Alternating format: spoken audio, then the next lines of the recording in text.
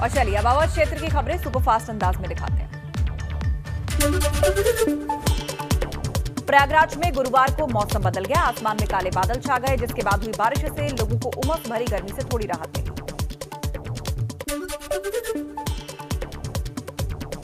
कौशांबी में भी मौसम विभाग की भविष्यवाणी सही साबित हुई। यहां ज्यादातर हिस्सों में तेज हवा के साथ बारिश हुई और इससे लोगों को गर्मी से राहत मिली। बारिश के चलते सड़कों पर सिर्फ 4 पहिया वाहन ही दिखाई दिए। अंबेडकर नगर में 8 जून को हुई मारपीट का वीडियो वायरल हो रहा है। यह पटाखे चलाने के विवाद में 2 पक्षों में जमकर ईंट पत्थर चले हैं। मारपीट में 3 लोग घायल हो गए। बताया जा रहा है कि एक ओर शव यात्रा जा रही थी और दूसरी ओर बारात में पटाखे फोड़े जा रहे थे। फिलहाल पुलिस ने मामले में 5 नामजद समेत 8 अज्ञात के खिलाफ मामला दर्ज कर लिया है।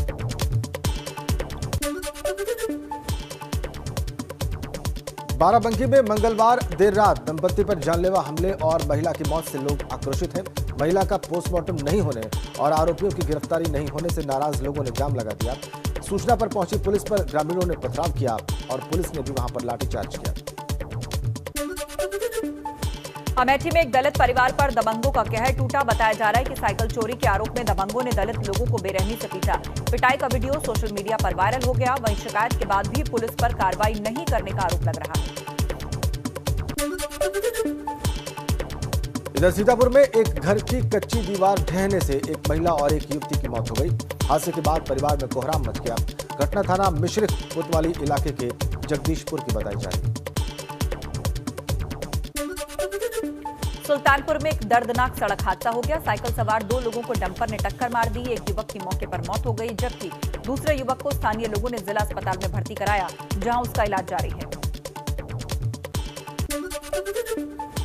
चलिए आगे बढ़ते हैं, कुछ और खबरों का रुख करते हैं और एक बड़ी खबर इस वक्त हमारे पास है। सुप्रीम कोर्ट में आज अहम मामलों की सुनवाई होगी।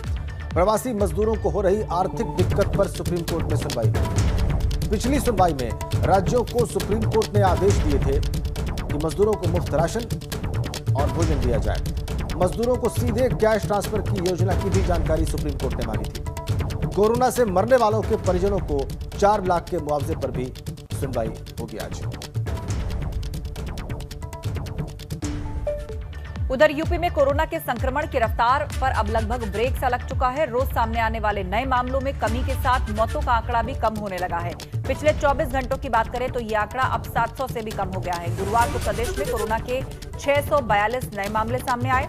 वहीं राज्य में एक्टिव केसेस 12,642 रह गए हैं। बीते 24 घंटों में 1231 लोग कोरोना से रिकवर हुए हैं और पॉजिटिविटी रेट की बात की जाए तो प्रदेश में 0.3% रह गई है।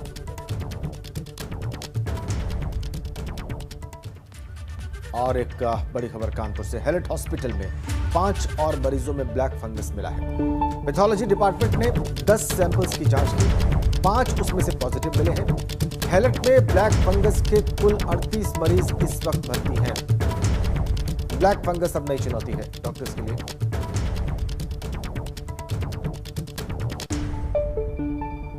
और अहम खबर लखनऊ से। सपा सांसद आजम खान की सेहत में अब सुधार हो रहा है। मेदांता अस्पताल ने आजम का मेडिकल बुलेटिन जारी किया। आजम की किडनी इंफेक्शन में अब कमी आई है। अब्दुल्ला आजम की स्थिति भी स्थिर बताई जा रही है। सांस से जुड़े इलाज के लिए डॉक्टर्स की निगरानी में इस वक्त अब्दुल्ला आजम है। तो मेदांता अस्पताल में भर्ती हैं आजम खान। उनकी तबीयत में सुधार हो रहा है। किडनी फंक्शन भी पहले से बेहतर हुआ है, जबकि उनके बेटे अब्दुल्ला आजम की हालत स्थिर है। उनको सांस से संबंधित कोई दिक्कत है और वो डॉक्टर्स की ऑब्जर्वेशन में है।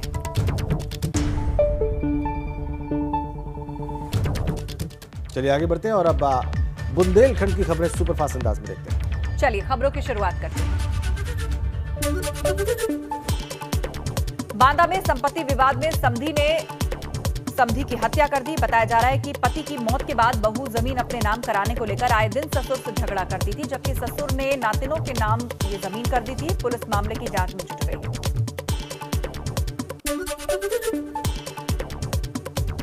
ललितपुर में लापता महिला और 2 बच्चों के शव मिलने से सनसनी फैल गई।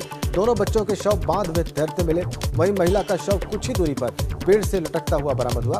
पुलिस ने तीनों के शवों को कब्जे में ले लिया है और शुरुआती जांच में पुलिस को मामला आत्महत्या का लग रहा है। हमीरपुर में चोरों ने पूर्व प्रधान के घर को निशाना बनाया। चोरों ने यहां लाखों रुपए की चोरी को अंजाम दिया। चोरी की घटना सीसीटीवी कैमरे में कैद हो गई है, जिसके आधार पर पुलिस मामले की जांच में जुट गई है। जालौन में पोस्ट ऑफिस के एजेंट ने खाता धारकों को 5 करोड़ की चपत लगा दी। खाता धारकों ने डीएम से इंसाफ की गुहार लगाई है। पुलिस ने आरोपी पोस्ट ऑफिस एजेंट के खिलाफ धोखाधड़ी का मामला दर्ज किया है। और अब आगे बढ़ते हैं, अगली खबर का रुख करते हैं। जालौन में यमुना में नहाने गए 5 युवक डूब गए।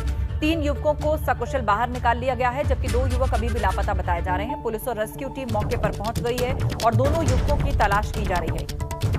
जालौन में यमुना में नहाने गए 5 युवक डूब गए, जिनमें से 3 को बाहर निकाल लिया गया, लेकिन 2 लापता हैं। अब भी उनकी तलाश जारी है।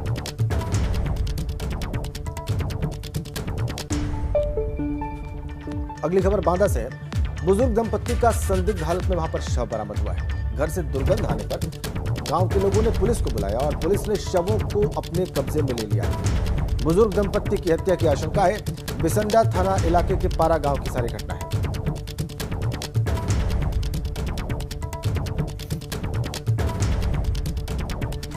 पति के नाजायज संबंधों का विरोध करना एक पत्नी को भारी पड़ गया। पति ने पत्नी की गला दबाकर हत्या कर दी। मामला शाहजहांपुर के कलान इलाके का है। यहां के पाइपलाइन कॉलोनी के रहने वाले सराफा कारोबारी शकुन चतुर्वेदी की पत्नी प्रीति उर्फ प्रिया का शव कमरे से पुलिस ने बरामद किया, जबकि शकुन और परिवार के बाकी सदस्य फरार हो गए। मृतक के परिजनों ने आरोप लगाया है कि शकुन के किसी दूसरी महिला से अवैध संबंध है, जिनका उनकी बेटी विरोध करती थी।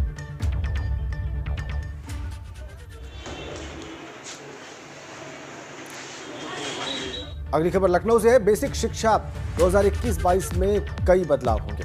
आंगनबाड़ी केंद्रों पर प्री प्राइमरी शिक्षा का इंतजाम किया जाएगा।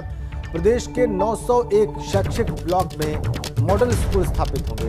स्कूलों में गणित और विज्ञान को समझाने के लिए किट्स मुहैया कराई जाएंगी। मुख्य सचिव की अध्यक्षता में हुई बैठक में इन योजनाओं को मंजूरी दी गई है। बेसिक शिक्षा में तब्दीली करने की योजना आगामी सत्र में।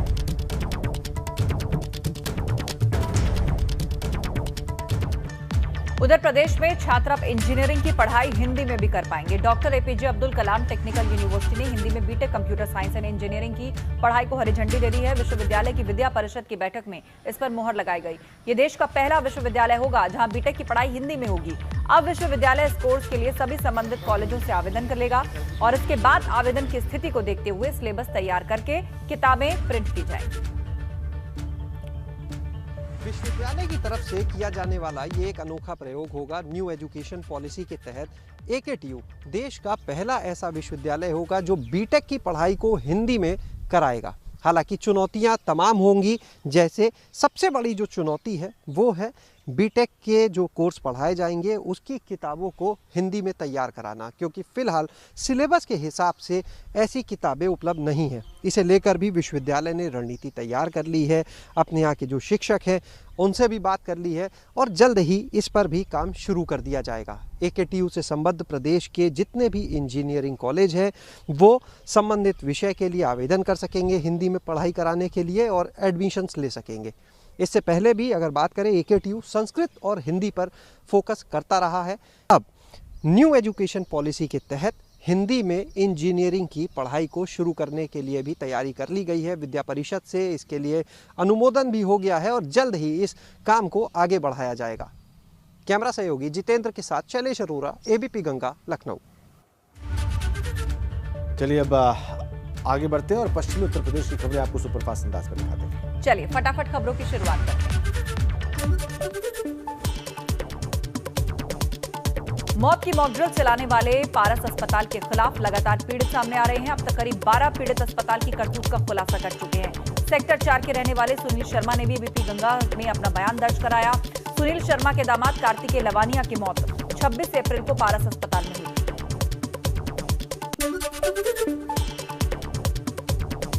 बागपत की बड़ौद कोतवाली इलाके में एक किशोरी ने आरोप लगाया है कि 8 जून को गांव के एक युवक ने उसके साथ दुष्कर्म किया।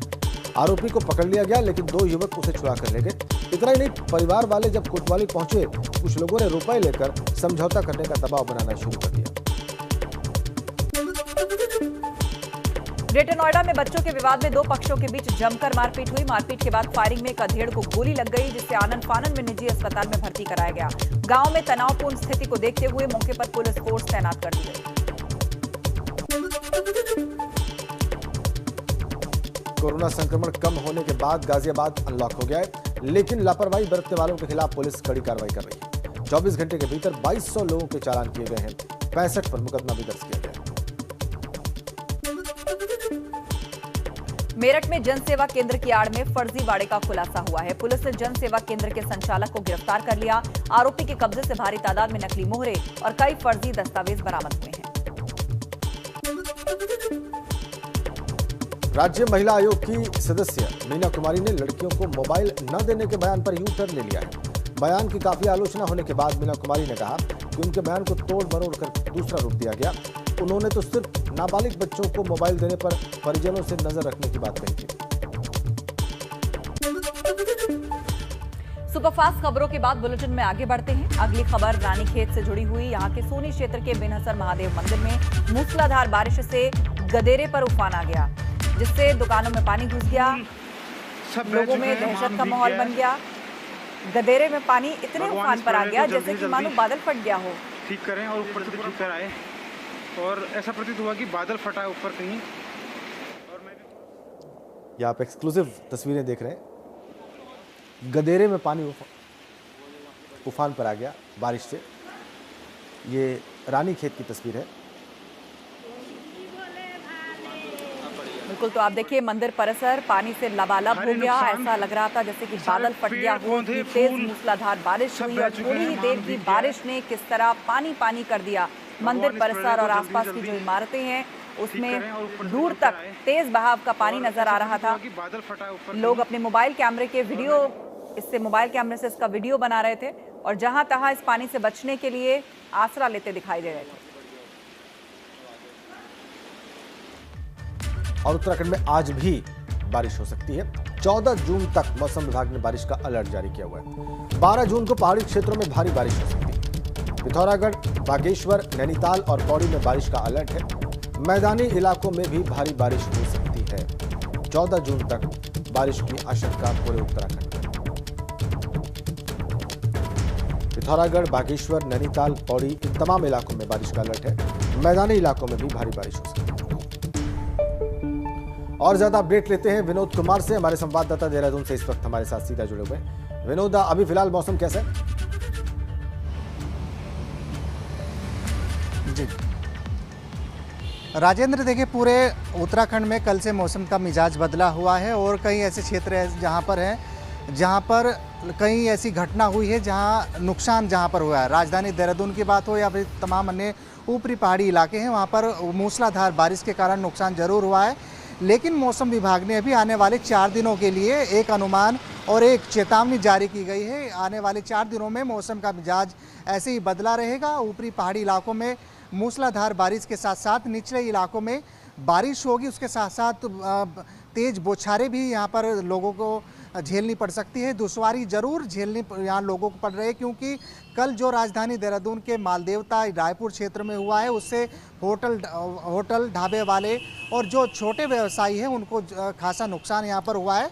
और मानसून की दस्तक जैसे ही उत्तराखंड में 20 जून के आसपास बताई जा रही कि एक आशंका यहाँ पर बताई जा रही कि 20 जून के आसपास उत्तराखंड में मानसून दस्तक दे देगा, तो ठीक उससे पहले लगातार मौसम का मिजाज बदल गया है।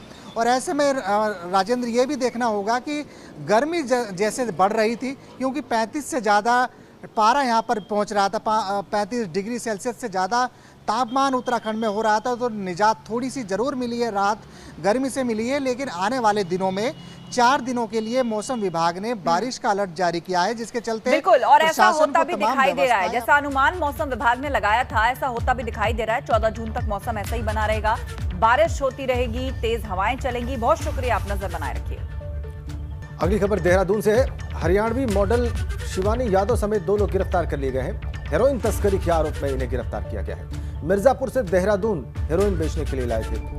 हरियाणा में मॉडलिंग करती हैं शिवानी यादव। लॉकडाउन में खर्चा नहीं चलने पर स्मैक बेचने लगे। कोतवाली विकासनगर का सारा मामला है। मॉडल शिवानी यादव के साथ 2 लोग गिरफ्तार किए गए हेरोइन बेचने के आरोप में। रुड़की के गंगनहर कोतवाली क्षेत्र के सलियार में दर्दनाक हादसा हो गया है। एक ट्रक की चपेट में आने से एक बाइक सवार युवक की मौत हो गई, जबकि एक बच्ची गंभीर रूप से घायल हो गई है, जिसको अस्पताल में भर्ती कराया गया। वहीं ट्रक ड्राइवर मौके से फरार है। गुस्साए ग्रामीणों ने मृतक के शव को देहरादून दिल्ली हाईवे पर रखकर जाम लगा दिया। सूचना मिलने पर सीओ रुड़की मौके पर पहुंचे और ग्रामीणों को समझा बुझाकर इस जाम को खुलवाया।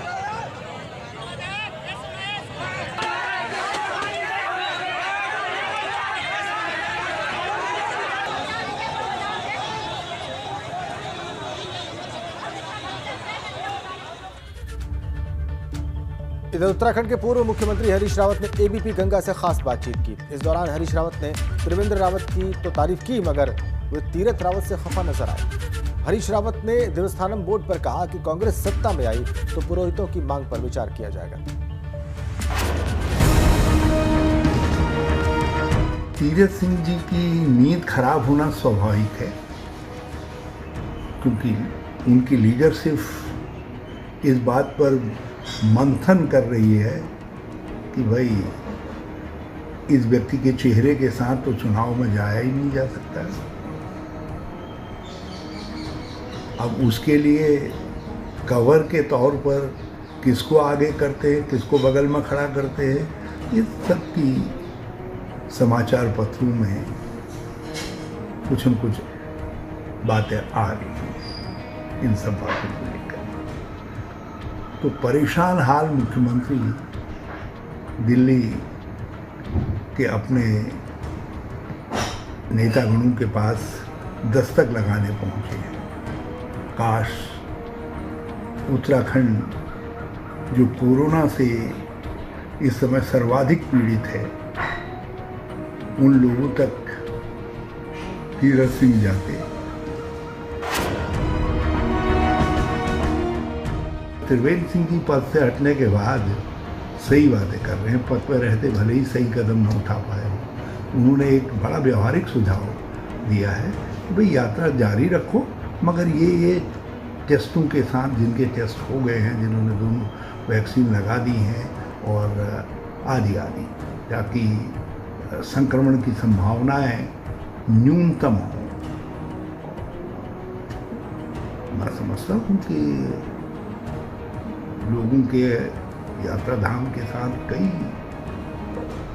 लोगों की आजीविकाएं जुड़ी हुई हैं और सरकार उनकी कोई मदद कर नहीं रही है।